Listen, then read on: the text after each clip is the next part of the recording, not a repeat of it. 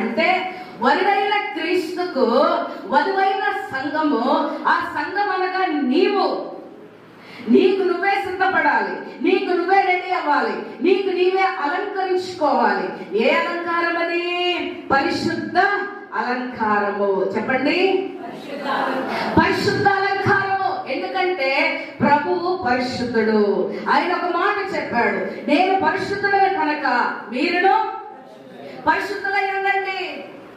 నువ్వు సేవించే నీ దేవుడు, నీవు ఆరాధించే నీ దేవుడు పరిశుద్ధుడు.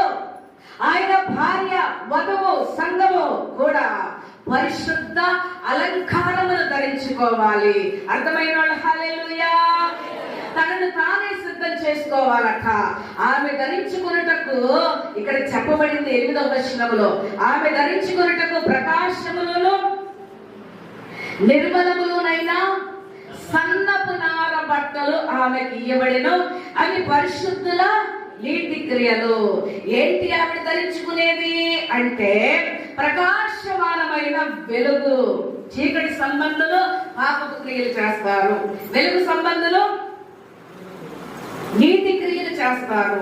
ఎప్పుడైనా పాపం చేసేవాడు చీకటిని కోరుకుంటాడు, అవునా కదా? పాపం చేసేవాడు తన భార్య యందు తను ఆనందించేవాడు స్వతంత్రంగా ధైర్యంగా ఉంటాడు. పాపం చేసేవాడు చాటుమాటు స్థలాలు ఎదుర్కొంటాడు, చీకటిని కోరుకుంటాడు. ఒక దొంగ కూడా చీకటిలోనే వస్తాడు, అవునా కదా? మీకు ఎలాంటి వస్త్రాలు ఇవ్వబడుతున్నాయి? ఈ వధువు కంటే వెలుగు సంబంధమైన ప్రకాశమానమైనవి, నిర్మలమునైన సన్నపు నార బట్టలు ఆమెకి ఇవ్వబడ్డాయి. పాపపు వస్త్రాలు పోయాయి. యెషయా గ్రంథములో మురికి గుడ్డలు అనుంటుంది ఒక మాట. నీ నీతి క్రియలన్నీ మురికి గుడ్డలు. నువ్వు రక్షించబడక మునుపు, దేవుని వాక్యానుసారంగా బ్రతకక మునుపు నీ నీతి నా నీతి ఎలా ఉందంటే మురికి గుడ్డల వలె ఉన్నది.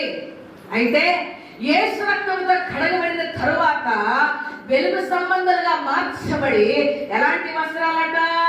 నిర్మలమైన వస్త్రాలు, సన్నపు నార బట్టలు ఆమెకి ఇవ్వబడ్డాయి. ఆ బట్టలు ఏంటి? పరిశుద్ధుల నీతి